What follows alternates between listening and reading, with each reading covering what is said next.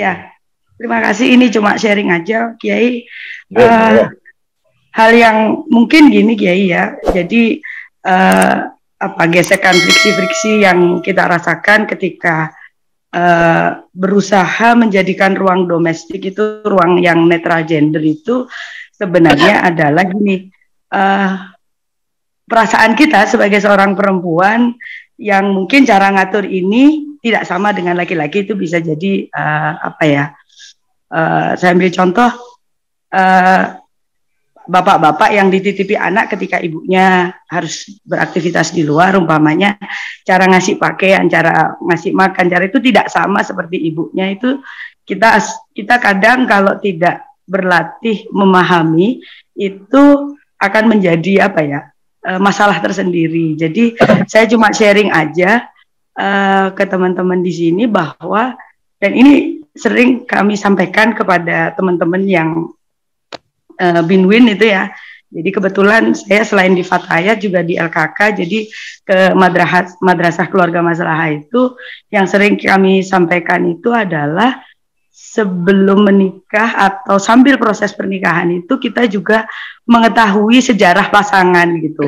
Sejarah pasangan itu begini, ini pengalaman pribadi saya itu dengan suami, saya akhirnya cukup bisa mentolerir bagaimana dia berperilaku di ruang domestik itu karena gini, dia lahir dan tumbuh dari konstruksi patriarki yang tidak mengizinkan laki-laki melakukan hal-hal di ruang domestik. Dia hidup dalam konstruksi seperti itu. Nah, ketika paham bahwa ruang domestik adalah ruang yang netral gender, dia harus terlibat. Ternyata memang tidak semudah membalik telapak tangan, Pak Kiai. Jadi saya itu pernah seperti ini, setelah saya melahirkan, kalau di Madura itu kan tidak seperti di Jawa, jadi apa-apa dihandle orang tua atau suami gitu ya. Kalau di Madura ya istri setelah melahirkan, setelah nifas harus, kalau sudah sehat 1 minggu itu nyuci sendiri gitu. Nah, karena saya memang masih merasa tidak cukup kuat untuk mencuci dan menghandle urusan domestik, saya bagi tugas gitu. Nah, jadi kami dialog, kami bagi tugas, oke, saya yang nyuci, dia yang jemur pakaian gitu. Nah, ternyata yang terjadi dia setuju itu, dia jemur pakaian. Tapi kalau ada orang lewat tuh dia lari ke dalam. Dia setiap ada orang lari ke dalam, keluar lagi, jemur lagi, kalau ada orang lewat lari lagi ke dalam.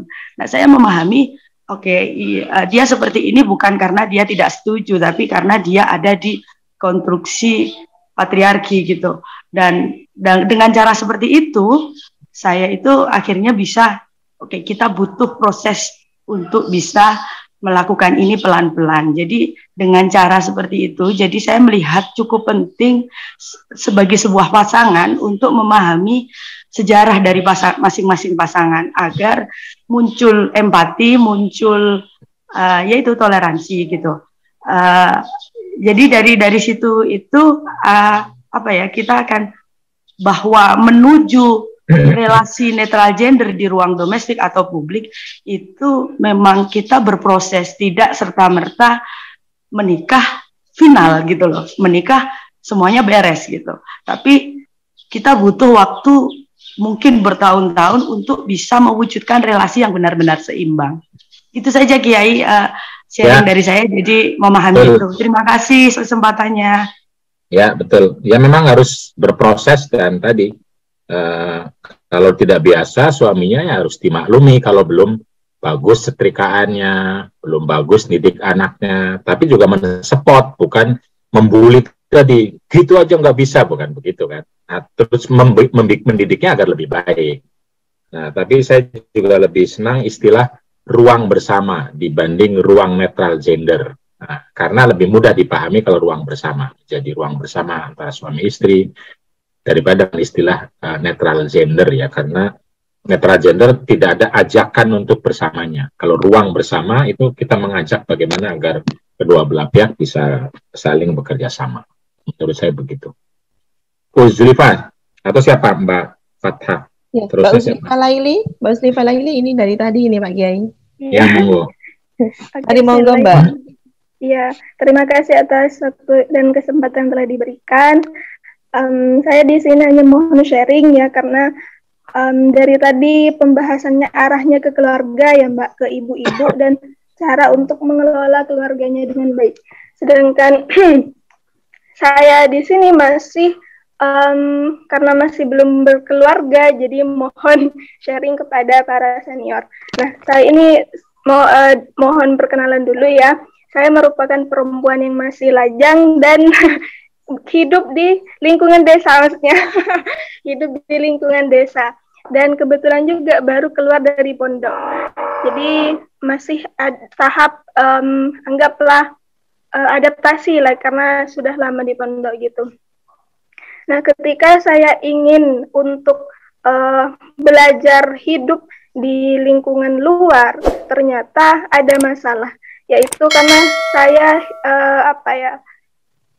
interaksinya kan bukan ke suami atau pasangan, tapi ke orang tua langsung. Nah, kalau di desa itu akses untuk bisa hidup atau bisa berkarir di ruang publik itu lumayan susah, terutama jika berhadapan dengan masyarakat yang notabene itu masih berpikiran kalau perempuan itu ya di rumah gitu. Jadi gimana enaknya saya sebagai perempuan yang masih ada tanggung jawab dari orang tua, sedangkan orang tua sama sekali tidak memberikan ruang untuk saya bisa karir di ruang publik begitu, Kiai.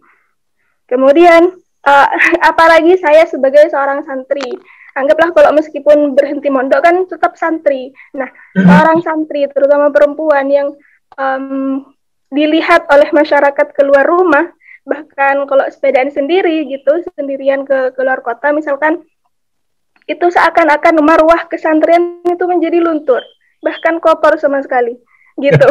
Ini masalah. Ya, kalau misalkan sudah punya pasangan kan anggaplah mereka bisa, kalau misalkan kita bisa bekerja sama dengan baik, kita punya perlindungan, kita punya tameng untuk bisa membela diri. Tapi kalau saya dengan sendirinya saya ini dan keinginan besar untuk bisa berkarir, untuk bisa menebar manfaat di ruang publik, itu seakan-akan saya sulit untuk bergerak karena tameng saya tidak ada gitu. Itu yang pertama.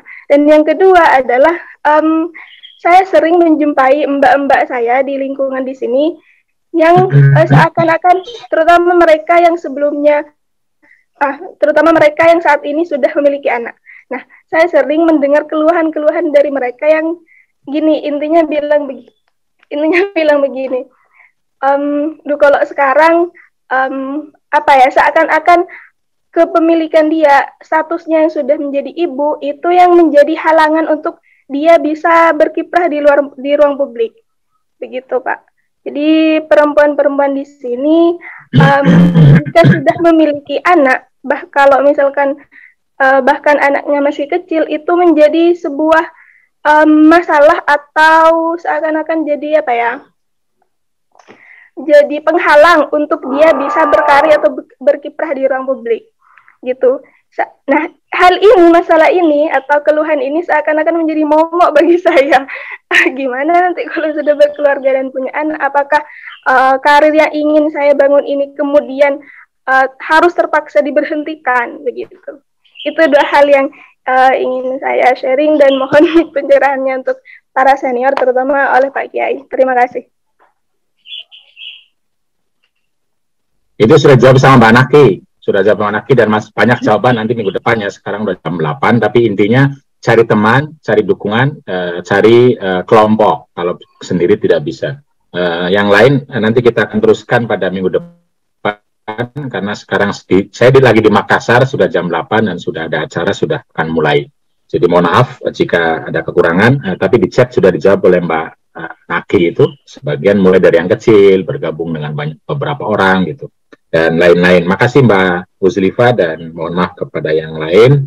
Allahumma fiq la qomitorik. Wallahu yarhamuna rahmatan amatan syamilah. Wassalamualaikum warahmatullahi wabarakatuh. Waalaikumsalam warahmatullahi wabarakatuh. Ya, terima kasih Kiai Fakih yang sudah menyempatkan ke untuk bisa sharing bersama kami semuanya, dan juga terima kasih banyak atas teman-teman, sahabat-sahabat semua yang sudah bergabung pada kesempatan pagi hari ini. Dan yang bisa saya garis bawahi di sini adalah segala kasus yang dialami oleh sebagian besar masyarakat, itu pertama kali yang harus kita lakukan adalah memperkuat fondasi kita dalam keluarga. Artinya harus ada saling menghargai, saling menjaga, saling mengerti, saling berkomunikasi dan berdiskusi dalam segala hal yang dialami oleh kita sebagai ibu rumah tangga dan juga sebagai bagian dari masyarakat, untuk bisa kita saling memberikan pencerahan, saling memberikan pemahaman, sehingga satu sama lain tidak ada saling menghalangi atau tidak memberikan ruang untuk kita terus berkarir atau beraktivitas lainnya di luar rumah. Dan selama ini yang menjadi tabu di tengah-tengah masyarakat atau yang menjadi penghalang ya di tengah-tengah masyarakat ini semakin hari semakin terkikis sedikit demi sedikit. Sebagaimana yang disampaikan oleh teman-teman semuanya, bahwa ini step by step, sedikit demi sedikit, tidak langsung bisa dengan mudah membalikkan telapak tangan, karena untuk memberikan pemahaman ini memang sangat sulit.